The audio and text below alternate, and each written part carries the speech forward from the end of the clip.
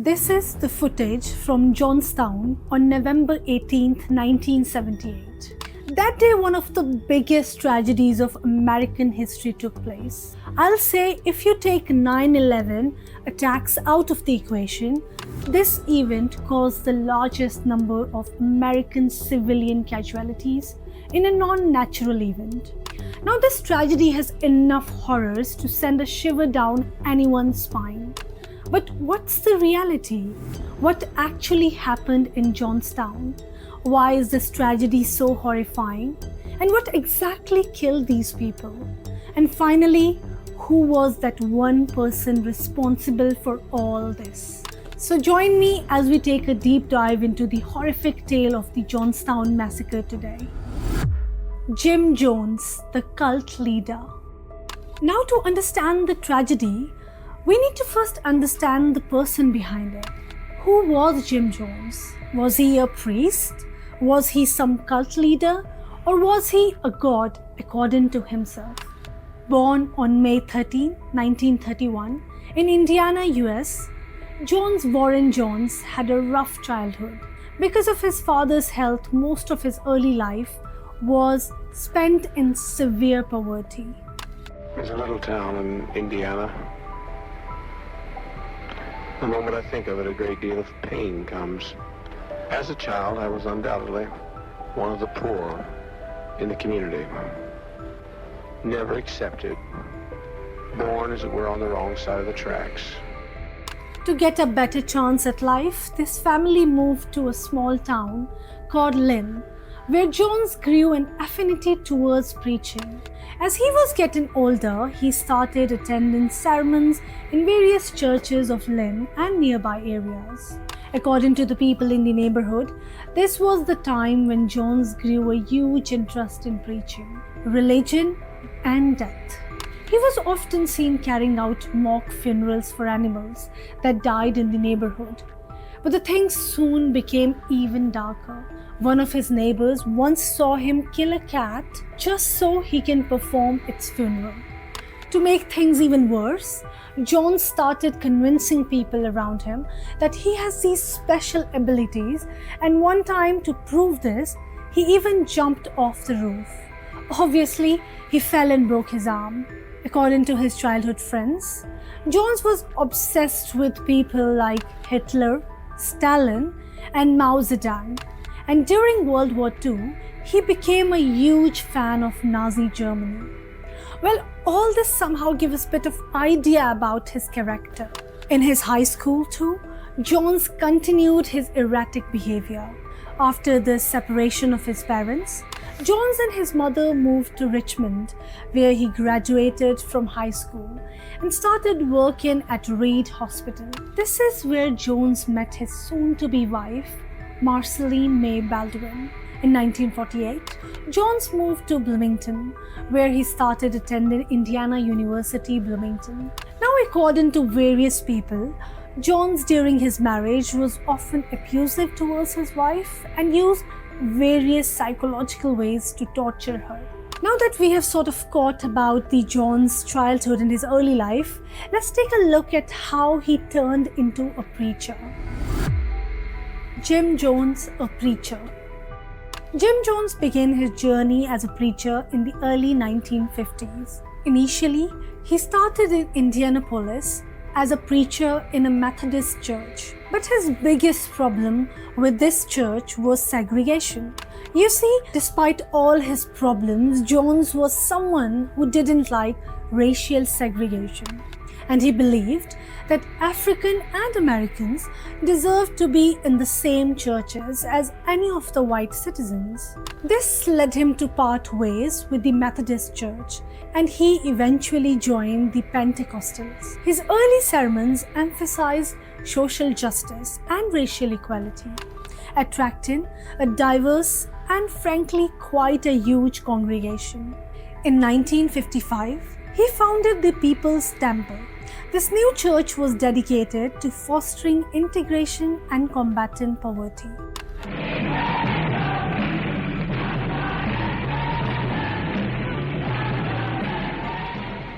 Now, there's no denying that Jones certainly knew how to deliver a sermon, and his dynamic preaching style and community outreach efforts led to the growth of the People's Temple. In the 60s, the church started becoming more and more popular, and soon it had branches in other states too.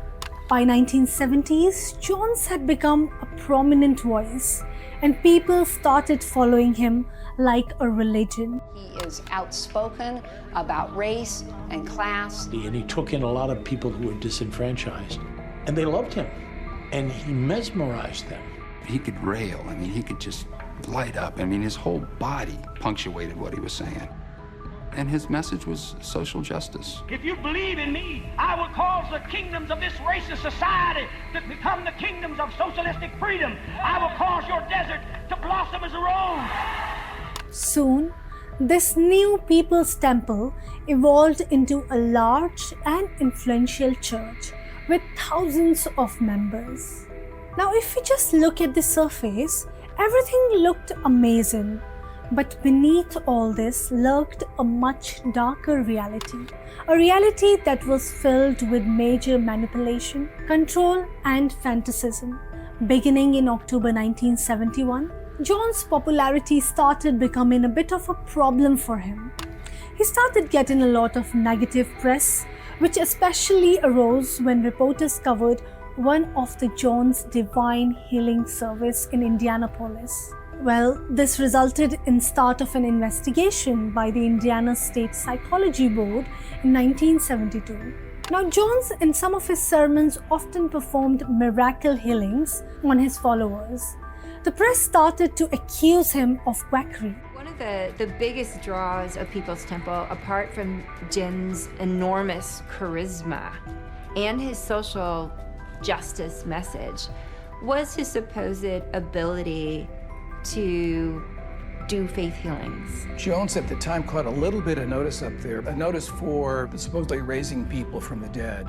According to his critics, he was using questionable healing practices that included staging miracles and fabricating healings. Jim Jones was an ordained minister, but at the same time, a con man. Well, if we watch these clips, we can get an idea how he was influencing peoples who were his followers. Are your fingers numb? I thought that Jim could actually walk on water. Reach your hand. I seriously thought that he had the power of God. Reach the fingers out that are bothering you. To avoid all of this and further exposure to media, he terminated his ministry in Indiana. But the scrutiny still didn't come to an end, and soon there was a whole series of damning articles in the San Francisco Examiner. In 1973, one of his ex-followers named Ross Case took part in an investigation that uncovered staged healings and abuse within People's Temple. A woman with a disability. You have a bad spinal condition? Yes. And your hip. And sit in a wheelchair in the middle of this gigantic congregation, and he commanded her to stand. Take that step. Bless your heart. Take that step. And she did so. And he commanded her to walk, and she did so. Move forward, darling. You can do it. Move forward. And then she began to run. Walk. Walk. And understandably, the congregation lost their stuff. Well, the investigation started revealing the reality. Jones wasn't the person he portrayed himself to be, and in addition to these staged healings, there was much more sinister stuff going on in his church. Following this, Jones was briefly arrested in December 1973, but the charge was dismissed under unclear circumstances. Well, headlines started becoming famous. Jonestown, a promised paradise or a horrific cult. Now in Jones' eyes, the only way to avoid all this mess without losing his own credibility was to move, and moving not to another state wouldn't have made any difference, so he decided to move to another different country. Do you remember this plan to go to Guyana? It was the only English-speaking country in South America. The land was cheap. It had a socialist lean to it. He was looking for a place that was not touchable. The country he picked was a small rainforest-rich country in South America, Guyana. With millions of dollars available, Jones and his other church leaders started buying land in this country and making preparations to move. Over the next couple of years, hundreds of people moved from America, Jonestown, to Guyana. Now Jones had built this place as a sanctuary, hidden away deep inside the forest. Well, this sanctuary settlement or church, whatever you name it, was called the People's Temples, Agriculture Project, or simply Jonestown. There were rows of modest homes, a communal dining hall, and a lush fields of crops. I feel like I was in heaven. I mean, I don't even believe in heaven. They were building a community. They were living off the land.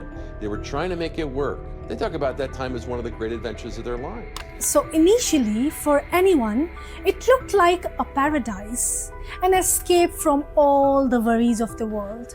But the reality soon became much darker. So what exactly happened in Jonestown? Well, for starters, this whole thing was isolated from the outside world. The people were completely cut off from their families and loved ones and were at the mercy of their charismatic leader, Jones.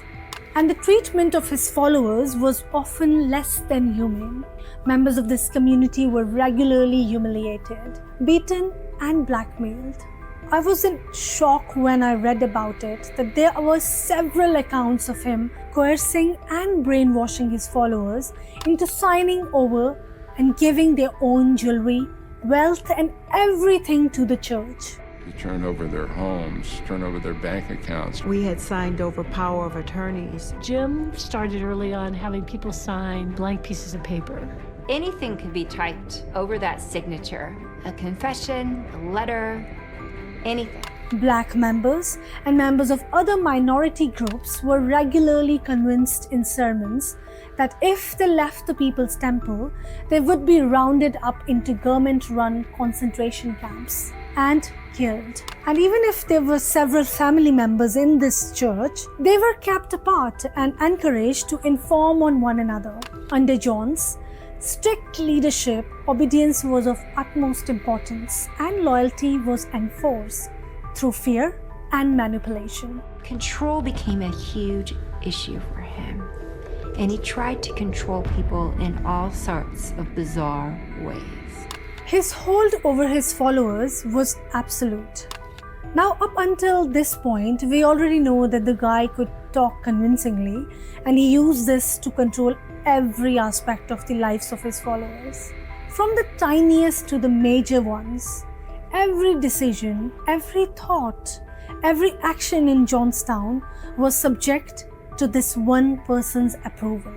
But unfortunately, that wasn't all. I was probably 14 when he started talking about sex with other women from the pulpit. According to many independent investigations, sexual abuse and forced sexual activities were another thing very common in Jonestown. All of them obviously controlled by Jones himself. Men and women were in effect divorced and asked to remarry each other. To think that people are so damn picayune about who they go to bed with, and particularly you women, all you have to do is lay there, and by God, I've had to keep it going all night.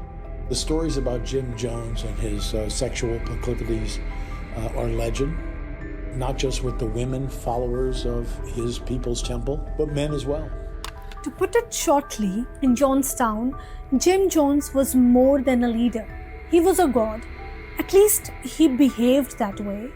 He did what he wanted to do with whom he wanted to do, and there was none, absolutely no one, who could save them from Jones.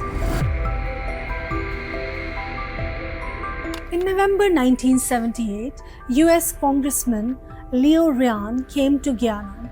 For the last few weeks, rumors had been circulating in the US that Jones was running a cult in Guyana, and most of his followers were being held against their will, and that some were even being subjected to physical and psychological abuse.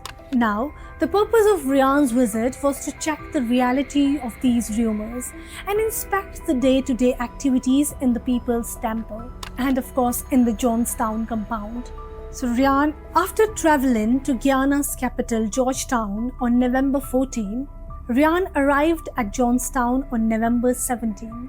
In Jonestown, most of the Ryan's fears had been proved right. He discovered that there were many people who wanted to go back but were being detained without their consent.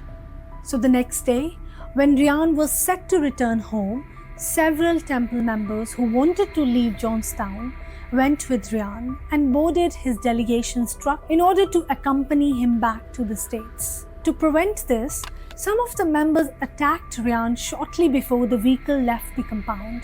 But he escaped unhurt, and the truck continued on with Ryan on board. Temple members even tried launching a full-fledged attack at the airstrip from which Ryan and his company were to fly. 5 people, including Ryan and 3 members of the press, were shot and killed, and 11 others were wounded.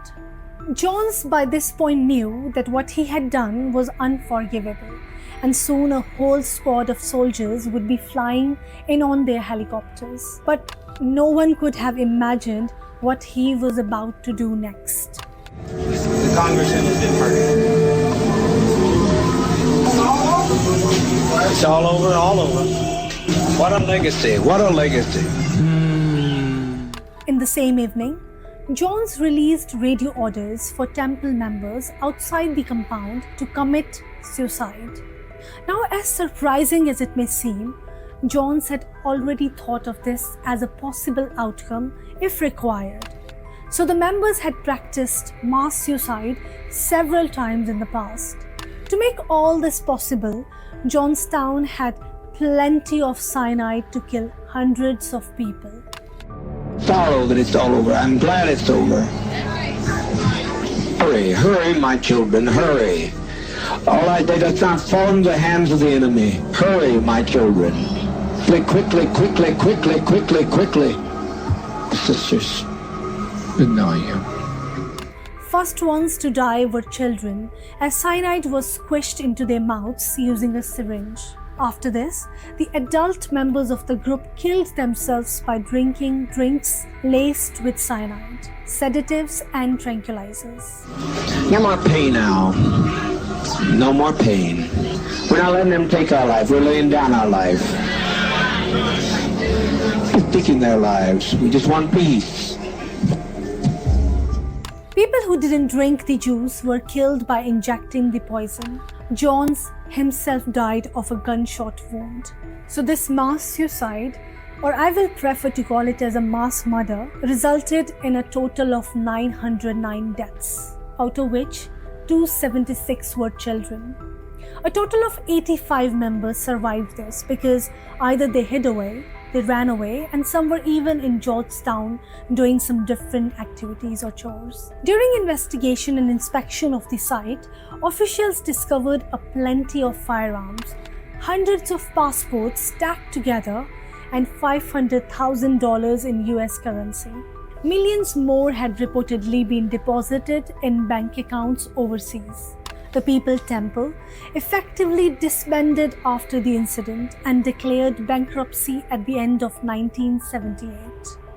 Lay down your life with dignity. Don't lay down with tears and agony. There's nothing to death. It's like Max said, it's just stepping over into another plane. Don't be this way. In the aftermath of this massacre, the full extent of the horror became clear. The incident at Jonestown got extensive media coverage and became known as the Jonestown Massacre. American Christian leaders denounced Jones as satanic, and they asserted that he and his teachings were in no way connected to traditional Christianity. After this incident, several politicians who had previously shown some support to Jones, they distanced themselves from him, and they said they were misled by Jones. Only one temple member, Larry Letton, was tried in the United States for his involvement in the November 18 events. He was found guilty of conspiring, aiding and abetting in the murder of Ryan and the attempted murder of US Embassy official Richard Dwyer and was sentenced to life in prison. He was eventually released in 2002. Another name, Charles Bickman, pleaded guilty to the attempted murder of a young girl and served a 5-year prison term in Guyana. Well, if you ask me, the story of Jonestown is a cautionary tale. It's a story that tells us what a man can do if he starts thinking of himself as a god. There are still some people who defend James and blame the government for all this, but the reality is that this wasn't a suicide. It was a murder, and murder weapon was psychological manipulation and brainwashing. What are your views on this massacre? Do let me know in the comment section, and thanks for watching.